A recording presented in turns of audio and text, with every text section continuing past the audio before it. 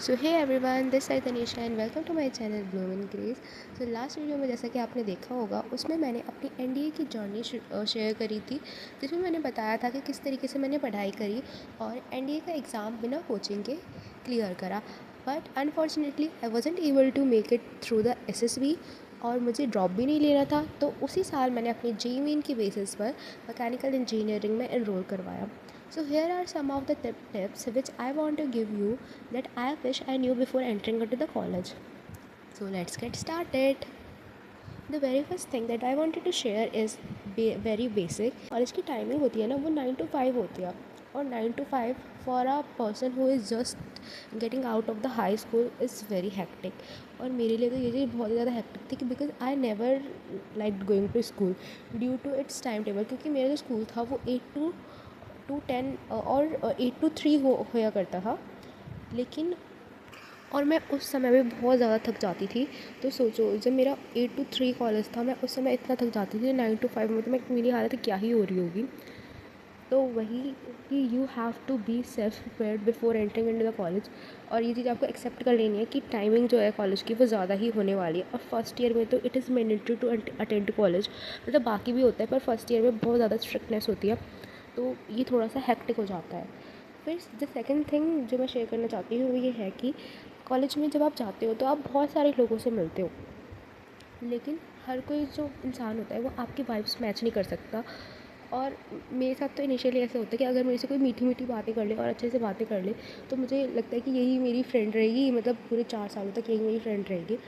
पर ऐसा नहीं होता, बिकॉज़ इनिशियली जब हम कॉलेज में जाते हैं ना, तो स्कूल के दोस्त ऐसे होते हैं कि स्कूल में वो आपकी हर चीज़ में हेल्प कर रहे होंगे, इस तरीके के दोस्त स्कूल में मिल जाते हैं।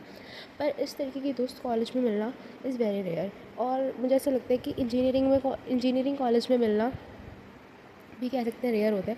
और फर्स्ट ईयर में तो ये चीज़ मुझे ऐसे लगती है कि जो इंसान होगा ना कॉलेज में, वो पहले खुद की मदद सबसे पहले करेगा और फिर उसके बाद वो सोचेगा कि दूसरे का मुझे कुछ करना भी चाहिए या नहीं करना चाहिए, और अदरवाइज़ वो जाने देगा।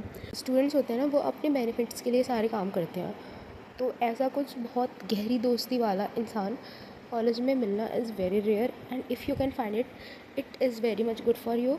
But do not rely on anyone कि यही मेरा बेस्ट फ्रेंड है और सबसे सच्चा वाला मित्र है 4 सालों तक। उसके बाद थर्ड पॉइंट है, कॉलेज में जब आप जाते हो ना, तो आपको बहुत सारे असाइनमेंट्स प्रैक्टिकल्स वगैरह करने पड़ते हैं। तो उसके लिए आपको सेल्फ प्रिपेयर्ड रहना चाहिए। और आपको ये चीज़ नहीं करनी चाहिए कि जब आप सोचनी चाहिए कि जब आप प्रैक्टिकल कर रहे होंगे तो आपका जो फ्रेंड है वो आपकी मदद कर लेगा आके। ऐसा नहीं होने वाला भाई। जब आपकी प्रैक्टिकल क्लासेस भी होंगी ना, तो आपके साथ जो ग्रुप में बंदे होंगे ना, बेसिकली यही है कि स्टूडेंट्स पहले ये शो करना चाहते हैं कि सर मेरे को नोटिस कर लो, मैं सबसे अच्छा कर रही हूँ। तो वो अपने आप को अच्छा दिखाएंगे, और बाकी आपको अपने लिए सेल्फ स्टैंड लेना पड़ेगा। तो उसके लिए भी पहले से ही प्रिपेयर रहना पड़ता है। The fourth thing is that कि कॉलेज में जब हम एंटर करते हैं, तो बेसिकली इंजीनियरिंग कॉलेज में, since I am from a non tech branch, तो मेरे ब्रांच में खास करके ऐसा है कि बच्चे ना बहुत अलग अलग स्किल्स की तरफ भाग रहे हैं। मतलब कोई बच्चा डीएसए कर रहा है, कोई वेब डेवलपमेंट कर रहा है, कोई और फ्रीलांसिंग के लिए कोई स्किल सीख रहा है। तो ऐसे हर तरीके के बच्चे मिल जाएंगे। और फर्स्ट ईयर में ना खास करके बहुत ज़्यादा माइंड डिस्ट्रैक्ट होता है, हद से ज़्यादा वाला होता है। तो you have to choose the right fit for you, whatever the skill is right fit for you, you have to choose that. वरना तो हम बहुत ज़्यादा कन्फ्यूज़ हो जाते हैं और हमें समझ नहीं आता कि हमें क्या करना चाहिए क्या नहीं करना चाहिए। एंड अगर आपके साथ इस तरीके का चीज़ हो रही है, which happen to me a lot, कि कुछ समय आपने एक स्किल सीख ली, फिर उसको आधा छोड़ दिया, फिर दूसरी सीख ली, फिर उसको आधा छोड़ दिया कि ये चीज़ तो सही नहीं है ये सोच के, फिर आपने तीसरी स्किल के बेनिफिट जाने, फिर उसे आधा छोड़ दिया ये सोच के कि ये भी सही नहीं है। तो ऐसा बिल्कुल मत करना। अगर कोई स्किल आपको लगता है ना थोड़ी बहुत कम भी बेनिफिशियल है, पर उसको पूरा सीख के ही मतलब ख़त्म करना है। अदरवाइज़ माइंड में जो कन्फ्यूजन रह जाती है वो एक अलग होती है, विच इज़ वेरी मच डिसकम्फर्टिंग।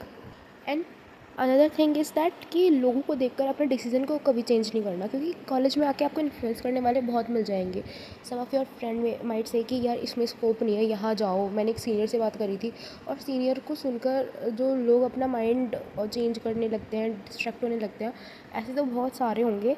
हालांकि some seniors are very much good, even every senior is good, but वो एडवाइस आपको अपने तरीके से देंगे।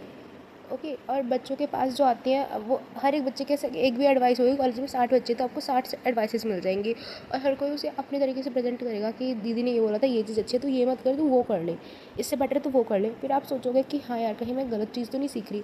तो ऐसा मत करना। आपको जो भी डिसीजन लेना है वो पहले लो कि आपको क्या चीज़ पहले सीखनी है और उसको सीख के ही एंड करना।